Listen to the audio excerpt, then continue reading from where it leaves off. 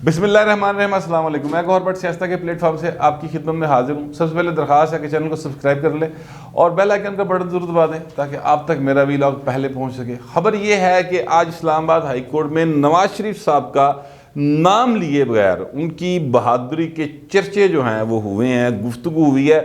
अब ये मैं इसको अज्यूम कर रहा हूँ, मतलब बहादुरी को भी आप इन्वर्टेड कॉमर्स में ले लें, चर्चों को भी आप इन्वर्टेड कॉमर्स में ले लें, और बात की गई है कि चीफ के ऊपर आर्टिकल 6 लगा दिए थे, उससे हुकूमत दी लगी दौड़, उन्होंने लाती शूट।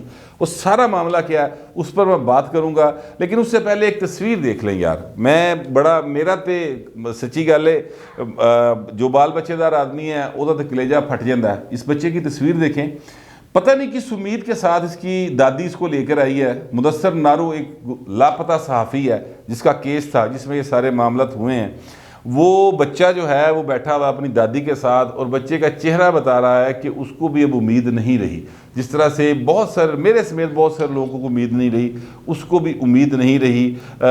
और ये उस छोटे से बच्चे की आंखें या चेहरा जो कह रहा है कि उम्मीद नहीं रही, तो ये हमारी मुस्तकबिल को ना उम्मीद करने वाली बात है।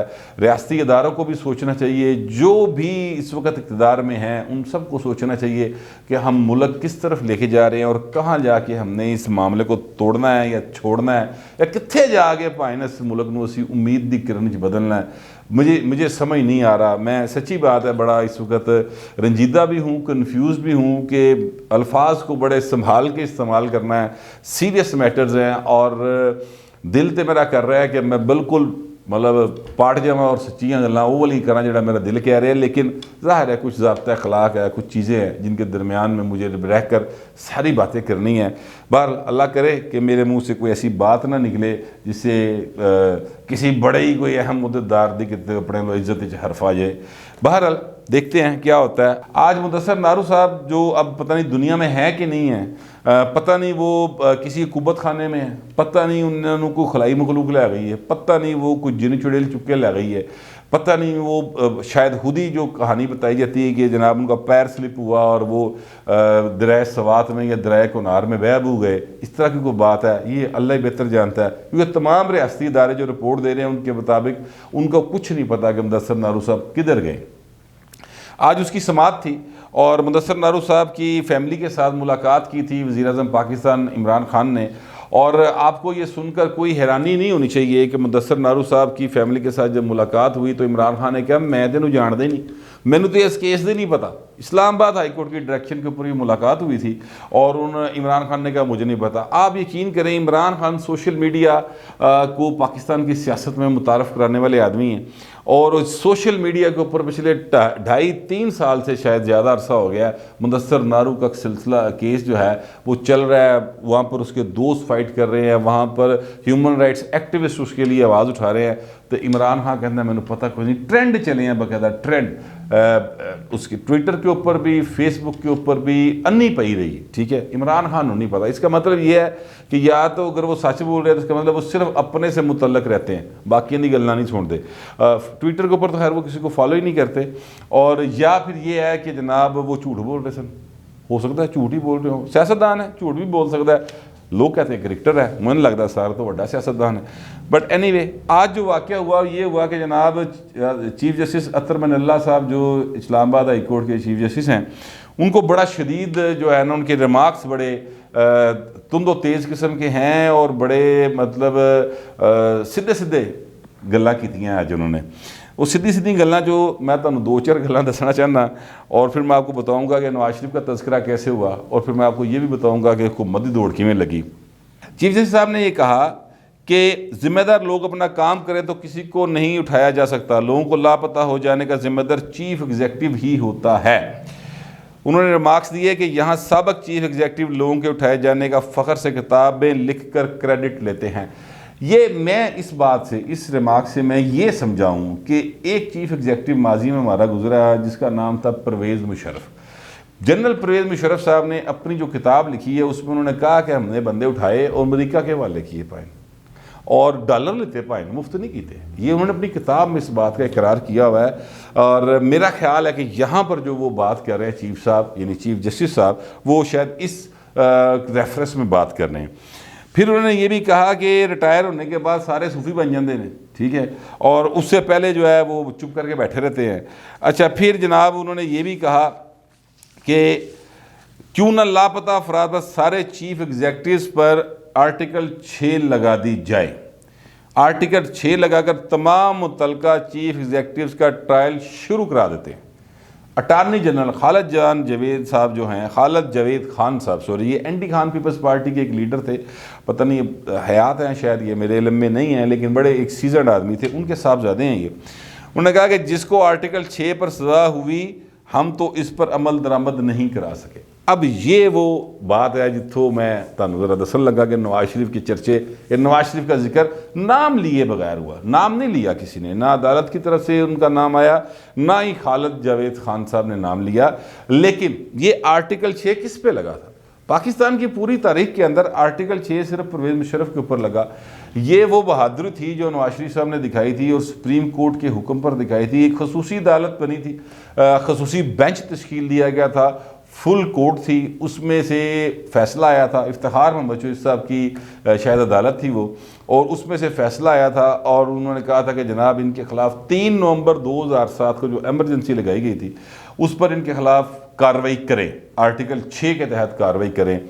मियाँ साहब नवे नवे इक़्तिदार चाहे सन, मियाँ साहब जो है वो भोले भाई ने कम पाता भाई, उन्होंने कहा ठीक है, एने भी मेरी हुकूमत टाइफी हूँ फस गया है तो फिर देख लेने हैं, तो उन्होंने उसकी कार्रवाई शुरू करवा दी। वो ज़ाहिर है कार्रवाई निचली अदालत से शुरू होनी होती, उसके लिए एक खसूसी बेंच बना जिसको एक जो हैं अपना जज साहब वो इस्लामाबाद शाहबाद हाई कोर्ट के थे वो हेड कर रहे थे, और उस बेंच ने परवेज़ मुशर्रफ साहब को सजाए मौत दी थी।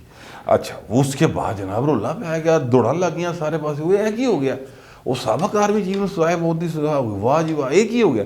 कोई वाह जी वाह कर रहा सी, किसी ने जनाब पसीने छुट्टे सन, अजीबो गरीब सूरत हाल, लेकिन फिर वही हुआ पाइन जो होता है। मतलब ये है कि वो क्या होता है, माड़े दा की जोर मोहम्मद, नस जाना या रोना, तो वो वाला सीन हुआ। वो माड़ा बेचारा नसिया भी तो रोया भी नहीं। नवाज शरीफ माड़ा सी, मतलब उन्होंने पहले मार पाई, ठीक है, उसलिए वो रोया तो अखीर तंग आ गया, नस गया मुल्क चो, ठीक है, यानी वो फिर पाकिस्तान से बाहर चले गए।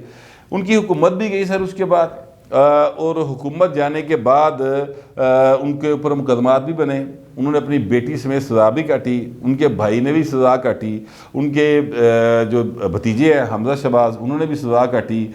खुद नवाज शरीफ ने बहुत तकलीफ़ें सही, उनकी बेगम की डेथ हो गई, उनको उनसे बात नहीं करवाने दी गई। बड़ा एक मतलब क्या कहना चाहिए, दुखी दास्तान है सारी अगर हम देखें उसको।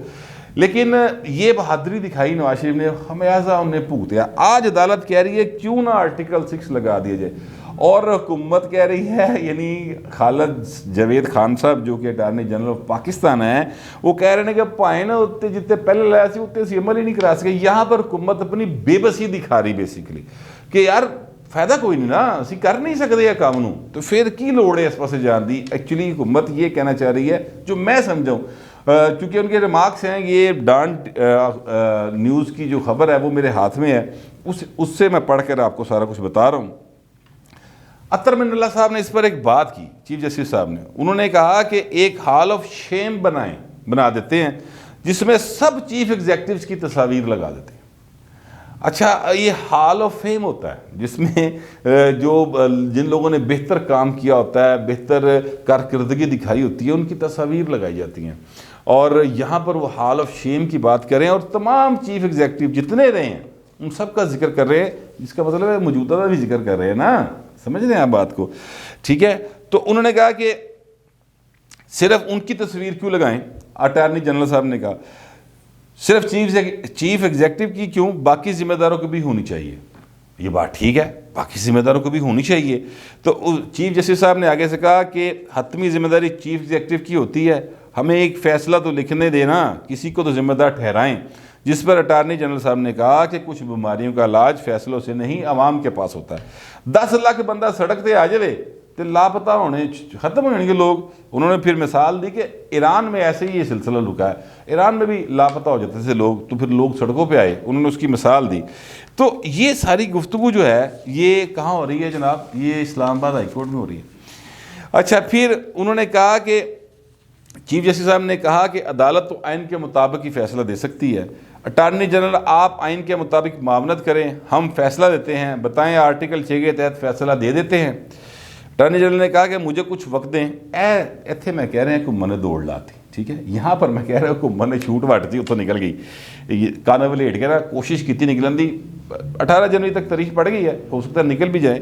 तो उन्होंने कहा कि मुझे कुछ वक्त दें, मैंने ऐसा केस ज़िंदगी में नहीं लड़ा, मैं अटारनी जनरल हूँ, मामलत करूँगा, अपने ख्यालात अदालत को बताऊँगा, रिटायरमेंट के बाद किताब नहीं लिखाऊंगा। मतलब उनका ये था कि मैं जो कुछ होगा मैं आपके सामने रख दूँगा, अपना माफी ज़मीर भी बयान कर दूंगा, सारा कुछ, लेकिन मैं फिर किताब लिखने नहीं जाऊँगा, जो होगा अभी बताऊंगा सारे का सारा। ये तनकीद की एक्चुअली तंज था उन लोगों पर जो बैठ के बातें करते हैं, जब रिटायर हो जाते हैं तो किताबा लिख देने, जब इख्तियार होता है उस वक्त कहते भाई साड़ी कर ही कुछ नहीं सकते, हलफी चुकना सी जाके आर्डर आ गया सी भाई ने सानू फलाने जरनैल ने कहता सी, वो जनरल साहब ने, जनरल सती साहब, उन्होंने लिखा कि मैं 111 ब्रिगेड का था, वो इंटरव्यू दिया, या एक और जनरल साहब हैं उन्होंने भी किताब लिखी हुई है। तो वो एक्चुअली उनका नाम लिए बगैर सारे तस्करे हो रहे हैं, और इसी किस्म का तस्करा नवाज शरीफ का भी हुआ था, वो मैंने आपको बता दिया। अच्छा, फिर वो कहते हैं कि जनाब चीफ जस्टिस साहब ने कहा कि जबरी गुमशुदगी करप्शन की बदतरीन शक्ल है, अगर वो करप्शन के खिलाफ है तो इस सिलसिले को बंद कराए, फैसले के बाद कोई और अदालत आया तो फैसले के मुताबिक कार्रवाई होगी। जिसके बाद चीफ जस्टिस साहब ने 4 हफ्ते का वक्त देते हुए 18 जनवरी तक ये समाअत जो है इस केस की वो मुलतवी कर दी। 18 जनवरी को क्या होगा? अगर तो आर्टिकल 6 लगना शुरू हुआ तो बड़ी लंबी फहरिस्त है भाई, बड़ी लंबी, छोटी फहरिस्त नहीं है, फिर बड़ी लंबी फहरिस्त है। और अगर आर्टिकल 6 लग भी गया, इंप्लीमेंट होगा, हुकूमत पहले दफ्ती भी भाई ने साढ़े हिम्मत कोई नहीं लान दी, इंप्लीमेंट नहीं हम कर सकेंगे। नहीं हुआ परवेज मुशर्रफ के ऊपर क्या इंप्लीमेंट कर लिया? 2 जज बैठे कि 3 जज लाहौर हाई कोर्ट दे, उन्होंने कहा जनाब फारग है, ये तो केस ही नहीं सी बनता, गल खत्म कर दी। वो बेंच ही खत्म कर दिया जिसने ये फैसला दिया था। अब हैरान कुन बात है, उस बेंच का क्याम जो है वो सुप्रीम कोर्ट के फुल बेंच ने किया था, पता नहीं 15 जज बैठे थे उन्होंने, ठीक है। तो 2 जज बैठ के कर देंगे काम, तो इस पर उन्होंने कहा कि भाई ना इंप्लीमेंट नहीं हो सकता, फ़ायदा क्यों होएगा। तो अब मेरे कहने का मतलब ये है कि 18 जनवरी को क्या मुदस्सर नारू वापस आ जाएगा? क्या वो गुमशुदा सारे अफराद वापस आ जाएंगे जिनको कहा जाता है कि शुमाली इलाकों की सैर को चले गए थे? क्या वो वापस आ जाएंगे? ये सवाल है जो उस बच्चे की आंखों में है, जो मैं तस्वीर आपको दिखाई है। ये वो सवाल है जो उस मुदस्सर नारू की माँ के चेहरे पे लिखा हुआ है। कोई उम्मीद दें यार इनको कुछ। मतलब मैं कहता हूँ कि बड़ी एक अजीब सूरत हाल होती है। मेरी फैमिली के कुछ लोग इस ट्रॉमे से गुजरे हैं, मैंने वो दिन देखे हैं। मेरी एक अजीज़ा के बेटे को कुछ पुलिस वालों ने अगवा कर लिया था और 1-1.5 माह तक उसका पता नहीं था। आबद साकी साहब को मैंने वकील किया और आबद साकी साहब ने केस लड़ा लाहौर हाई कोर्ट में। जस्टिस काज़म मलिक साहब हुआ करते थे, उनकी बड़ी मेहरबानी, उन्होंने उस केस को बड़ा सीरियसली लिया। RPO फैसलाबाद समेत सबको लाइन हाज़र कर लिया और कहा कि हथकड़ियाँ लाओ इन्होंने। तो फिर उन्होंने वो 7 पुलिस वाले गिरफ्तार करके उनके हवाले किए। और केस सिर्फ इतना था कि वो बच्चा जो था वो राजा रियाज साहब जो पॉलिटिशियन है उनकी फैक्ट्री में काम करता था। वो डिज़ाइनर नहीं होते, वो जो यार बनाते हैं अपना, क्या उसको कहते हैं, कपड़े के डिज़ाइन बनाते हैं, वो उसका इंजीनियर था। तो उसमें वो काम करता था। तो कुछ दोस्त थे उसके जो शायद कोई मेरा ख्याल है कोई चर्स वगैरह पीते थे, मेरा ख्याल है, मुझे कंफर्म नहीं है, कोई नशा वगैरह करते थे। तो उसमें उन्होंने राजा रियाज की फैक्ट्री से उसको गिरफ़्तार किया था और ले जाकर तशद्दुद का निशाना बनाया, जिसमें उसकी डेथ हो गई। तो यकीन करें कि जब 1-1.5 माह तक पता नहीं चल रहा था ना, तो उस माँ की आंखें, उसके बच्चों की चेहरे, उसकी बेवा की जो तड़प थी वो मेरी बिल्कुल याददाश्त में अभी तक ताज़ा है। तो वो मैं देखता रहा हूँ 1.5-2 माह तक वो सारा का सारा सीन चला इस्लाम यहाँ पे हाई कोर्ट में। हर हफ्ते तारीख होती थी, वो आते थे, जिस तरह से वो एक मसला था। तो ये बड़ी तकलीफ दे बात है। फाइनली उसका ये पता चला कि जनाब उसको कत्ल करके पुलिस वालों ने नहर में बहा दिया था और उन पुलिस वालों के खिलाफ फिर मुकदमा शिकदमा हो गया। फिर पता नहीं वो क्या होता है इस मुल्क में, बड़ा एक अजीब सी फिर दास्तान है। वो उस पर बात करें तो लोग कहते हैं पता नहीं किसे को नाजुक इशू को छेड़ दिया। माड़ा बंदा नहीं लड़ सकता ना केस। फिर उसकी बेवा ने बेचारी ने पैसे लेके उनको माफ़ कर दिया था। लेकिन वो जो मैं ट्रामा है ना एक्चुअली, वो 1.5-2 माह का, वो बड़ा खौफनाक है। वो पंजाबी में कहते हैं कि जनाब मरे तो सबर आ जाता, गुआचे तो नहीं आता। तो भाई न ये मामला है मुदस्सर नारू की माँ का भी, उसके बेटे का भी। और मैं बड़ी तकलीफ़ में ये सारी बात करने में कामयाब मेरा ख्याल हो गया हूँ। पता नहीं आपको मेरा जो मैं कहना चाहता था वो कह सका हूँ कि नहीं कह सका। लेकिन सूरत हाल पाकिस्तान की ये है, ये भाई न सिर्फ फलस्तीन दे मजलूमां लिए की कर सकते हैं, कश्मीर च होने वाले जुल्म के उत्ते की बोल सकते हैं। साढ़े अपने हथे सारा कुछ हो रहा है, आपकी और मेरे होते हुए हो रहा है। ये बेबसी बड़ी खौफनाक है। बस इससे ज़्यादा मैं कुछ नहीं कह सकता। फिलहाल इतना ही, मिलते अगले वीडियो।